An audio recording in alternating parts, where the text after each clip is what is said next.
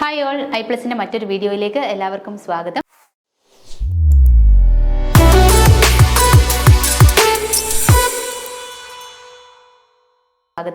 നമ്മൾ ഇന്ന് ഡിസ്കസ് ചെയ്യാൻ പോകുന്നത് ഓവർസിയർ ഗ്രേഡ് 3 കുറച്ച് പ്രീവിയസ് ഇയർ ക്വസ്റ്റ്യൻസ് ആണ്. അപ്പോൾ അതിൻ്റെ അടുത്ത പാർട്ടിലേക്ക് നോക്കാം. So, first question. The total depth of water required by a crop during the entire period the crop is in the field is known as. The total depth of water required എത്രയാണെന്നാണ് ചോദിച്ചിരിക്കുന്നത്. അതായത് ഈ ഒരു crop period എന്ന് പറഞ്ഞാൽ എന്താണ്, നമ്മളൊരു seed നമ്മൾ എന്താണ് നട്ട് അത് വിളവെടുക്കുന്ന സമയത്തിനെയാണ് നമ്മൾ ക്രോപ്പ് പീരീഡ് എന്ന് പറയുക അല്ലേ. അപ്പോൾ ആ ഒരു പീരീഡിൽ ആ ഒരു ക്രോപ്പിന് എത്രത്തോളം വെള്ളം ആവശ്യമാണ്, അത് നമ്മൾ പല സമയത്തായിട്ടാണ് ഈ വെള്ളം സപ്ലൈ ചെയ്യുന്നത്. അപ്പോൾ ആ ഓരോ സമയത്ത് സപ്ലൈ ചെയ്യുന്ന ആ ഒരു ഹൈറ്റ് ഉണ്ടല്ലോ, നമ്മൾ യൂണിറ്റ് ഹൈറ്റിൽ പറയുകയാണെങ്കിൽ ആ ഹൈറ്റ്സ് എല്ലാം കൂടി ആഡ് ചെയ്താൽ നമുക്ക് എത്ര ടോട്ടൽ ഡെപ്ത് കിട്ടും. ആ ടോട്ടൽ ഡെപ്ത് എത്രയാണെന്നാണ് ചോദിച്ചേക്കുന്നത്. Option A delta, option B duty, option C base period, option D crop period. അപ്പോൾ ഇതിലേത് ആൻസർ വരിക? ടോട്ടൽ ഡെപ്ത് എന്ന് പറയുന്നത് ഏതായിരിക്കും? ഡെൽറ്റ ആയിരിക്കും അല്ലേ.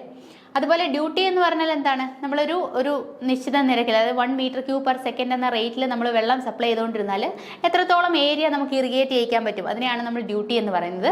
അതുപോലെ ബേസ് പീരീഡ്, ഫസ്റ്റ് വാട്ടറിങ് മുതൽ ലാസ്റ്റ് വാട്ടറിങ് വരെയുള്ള പീരീഡാണ്.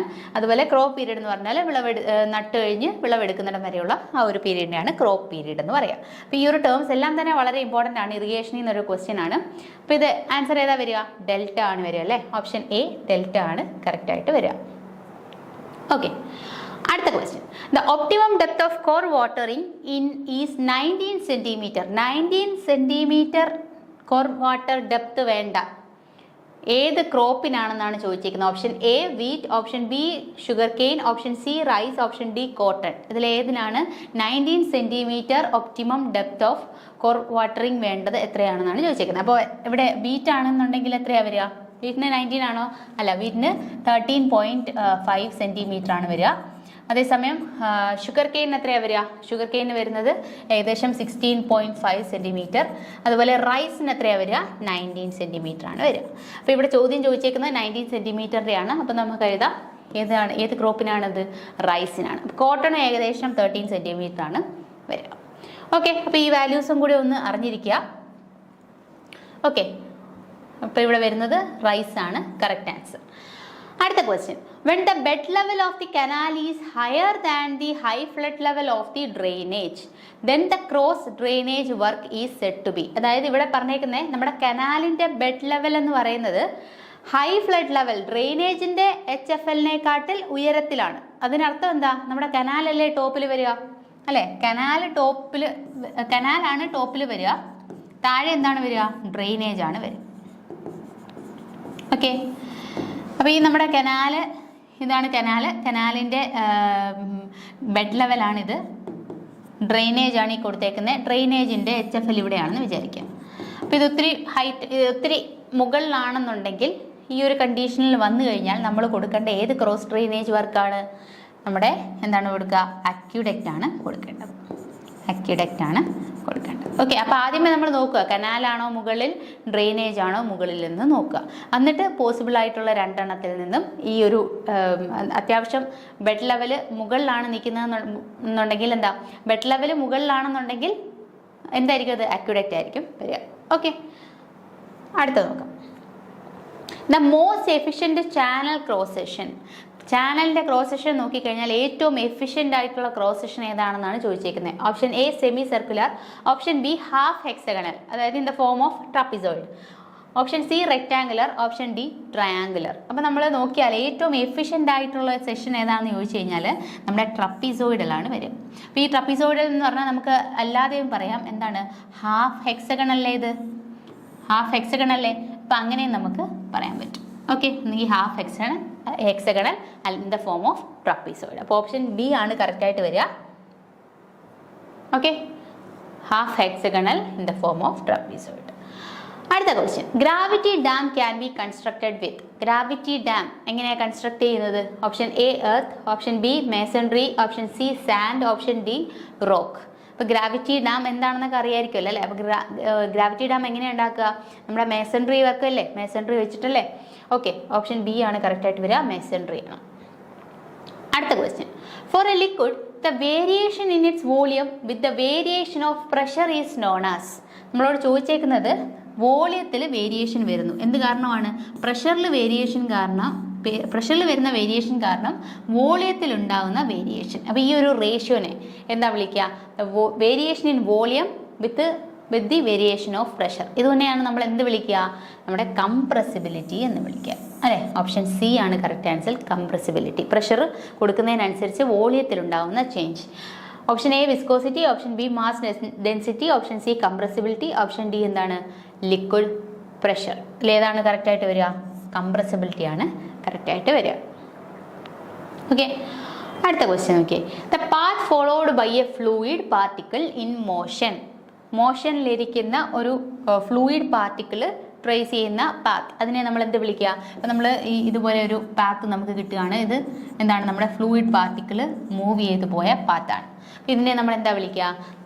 നമ്മൾ പാത്ത് ലൈൻ എന്നാണ് വിളിക്കുക. പാത്ത് ലൈൻ എന്നാണ് വിളിക്കുക.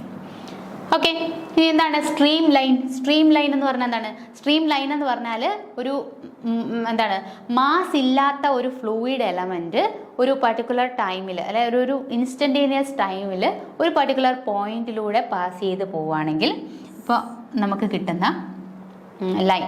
ഇതിനൊരു പ്രത്യേകതയും കൂടിയുണ്ട്.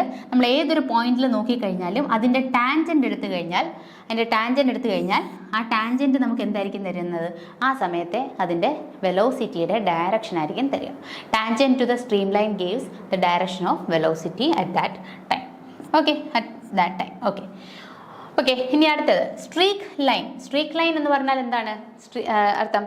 സ്ട്രീക്ക് ലൈൻ എന്ന് പറഞ്ഞാൽ the locus of all particles that have passed a specified fixed point. അതായത് നമ്മൾ നോക്കുകയാണെന്നുണ്ടെങ്കിൽ ഇപ്പോൾ ഒരു വാട്ടർ ഇങ്ങനെ പോവുകയാണെന്നുണ്ടെങ്കിൽ, അല്ല വാട്ടർ അല്ല, പല പാർട്ടിക്കിൾസ് നമ്മൾ എടുക്കുകയാണെന്നുണ്ടെങ്കിൽ ഇതെല്ലാം ഓരോ പാർട്ടിക്കിൾസ് പാസ് ചെയ്ത് പോയ ഒരു ട്രേസ് ആണ് നമ്മൾ എടുത്തേക്കുന്നത്.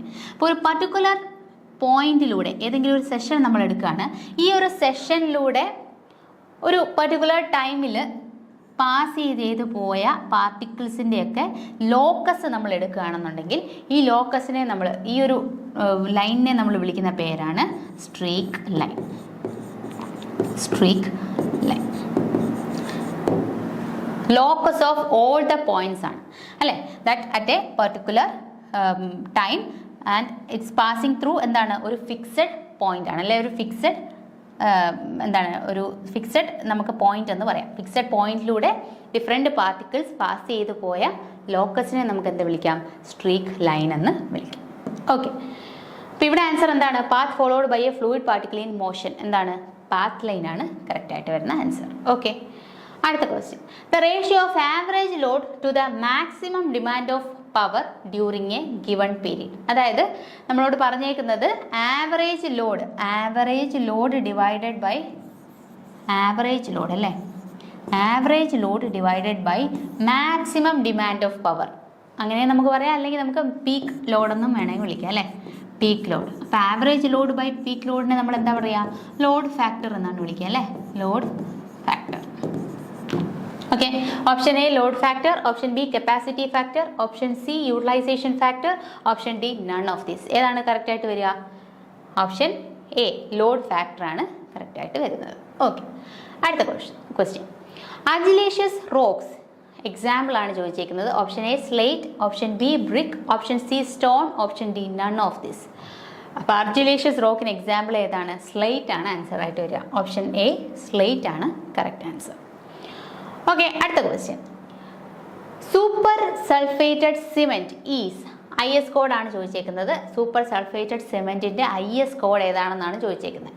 Option A 6220 1980, 5820 2015, 6909 1990, 6700 1980. ഏതാണ് കറക്റ്റായിട്ട് വരിക? 6909 1990, അതായത് 1990 6909 ഇതാണ് കോഡ് വരുന്നത്. ഓക്കെ, ഇത് അറിഞ്ഞിരിക്കുക. പലതരത്തിലുള്ള സിമെൻറ്റിൻ്റെ കോഡുകൾ പഠിക്കാനുണ്ട്. ഓക്കെ, അത് അറിഞ്ഞിരിക്കുക. അടുത്ത question. The horizontal distance between the vertical joins in successive course. സക്സസീവിൽ കോഴ്സിൽ വരുന്ന ബ്രിക്കിൻ്റെ കേസിലായിരിക്കും കേട്ടോ. ബ്രിക്കിൻ്റെ കേസിൽ നമ്മൾ നോക്കുകയാണെങ്കിൽ ഇപ്പം ഒരു കോഴ്സ് ആദ്യമേ ഞാൻ വരയ്ക്കുകയാണ്. ഓക്കെ, അപ്പം നമ്മൾ എപ്പോഴും ഈ വെർട്ടിക്കൽ ജോയിൻറ്റ്സ് നേരെ സ്ട്രെയിറ്റ് ആക്കി വെക്കത്തില്ല, കാരണം അതെന്താണ് വീക്ക് ജോയിൻ്റ് ആയിട്ട് മാറും. അപ്പോൾ അതുകൊണ്ട് നമ്മൾ മാറ്റിയിട്ടാണ് കൊടുക്കുക അല്ലേ. അപ്പോൾ അടുത്ത ഒരു കോഴ്സിൻ്റെ അടുത്ത ഒരു ലെയറിൽ നമ്മൾ ഇതേപോലെ ആയിരിക്കും ബ്രിക്ക് ലേ ചെയ്യുന്നതെന്നുണ്ടെങ്കിൽ നമ്മളോട് പറഞ്ഞേക്കുന്ന horizontal distance between the vertical joints. അപ്പോൾ ഈ ഒരു ലെയറിലെ വെർട്ടിക്കൽ ജോയിൻറ്റ് ഇതാണ്, ഈ ഒരു ലെയറിലെ വെർട്ടിക്കൽ ജോയിൻറ്റ് ഇതാണ്. അപ്പോൾ അടുത്തടുത്തുള്ള രണ്ട് വെർട്ടിക്കൽ ജോയിൻറ്റ്, രണ്ട് ലെയറിലെ വെർട്ടിക്കൽ ജോയിൻറ്റ് തമ്മിലുള്ള ഹൊറിസോണ്ടൽ ഡിസ്റ്റൻസിനെ വിളിക്കുന്ന പേരെന്താണെന്നാണ് ചോദ്യം. ഇത് എന്താണ്? ലാപ്പ്. നമ്മൾ വിളിക്കുന്ന പേരാണ് lap. Option A lap, option B butt joint, option C double joint, option D table joint. ഇത് ലാപ്പ് എന്നാണ് ഇതിനെ വിളിക്കുക. ഓപ്ഷൻ എ ആണ് കറക്റ്റ് ആൻസർ, ലാപ്പ്. ഓക്കെ, അടുത്ത question. Spread footing for a wall is known as. ഒരു വാളിൻ്റെ spread ഫൂട്ടിങ്ങിനെ നമ്മൾ എന്താ വിളിക്കുക? Option A common footing, option B strip footing, option C spread footing, option D combined footing. ഇപ്പോൾ ഒരു വാളിൻ്റെ സ്പ്രെഡ് ഫൂട്ടിങ്ങിനെ നമ്മൾ എന്താ വിളിക്കുക? സ്ട്രിപ്പ് ഫൂട്ടിംഗ് എന്നാണ് വിളിക്കുക അല്ലേ. ഓപ്ഷൻ ബി സ്ട്രിപ്പ് ഫൂട്ടിംഗ് ആണ് കറക്റ്റായിട്ട് വരുന്നത് ആൻസർ. ഓക്കെ, അടുത്ത question. Single fly shore should have a depth of not less than dash of the clear span and width of not less than dash of its length. അതായത് നമ്മുടെ single fly ഷോറിൻ്റെ കേസിൽ അതിൻ്റെ depth clear സ്പാനിൻ്റെ ഡെപ്തിനെക്കാട്ടിൽ clear span എത്രയാണോ അതിൻ്റെ 1/3 of the clear span. അപ്പോൾ ഇതിനെക്കാട്ടിൽ എന്താണ്? കുറയാനായിട്ട് പാടില്ല. എന്ത്? നമ്മുടെ ഡെപ്ത്. അതുപോലെ തന്നെ വിട്ട് എന്ന് പറയുന്നത് not less than 1/5 of the or 1/5 of the length ആണ്. ഓക്കെ, അപ്പോൾ ഈ ഒരു കാര്യം ഒന്ന് അറിഞ്ഞിരിക്കുക. അപ്പോൾ ആൻസർ ഏതായിട്ട് വരിക? ഓപ്ഷൻ സി ആണ് correct answer, 1/3 and 1/5. Okay, 1/3 and 1/5 ആണ് കറക്റ്റായിട്ട് വരുന്നത്. ഓക്കെ, അപ്പോൾ ഈ ഒരു 70 ക്വസ്റ്റ്യൻസുകളും നമ്മൾ മൊത്തത്തിൽ ഡിസ്കസ് ചെയ്ത് കഴിഞ്ഞു. Thank you so much.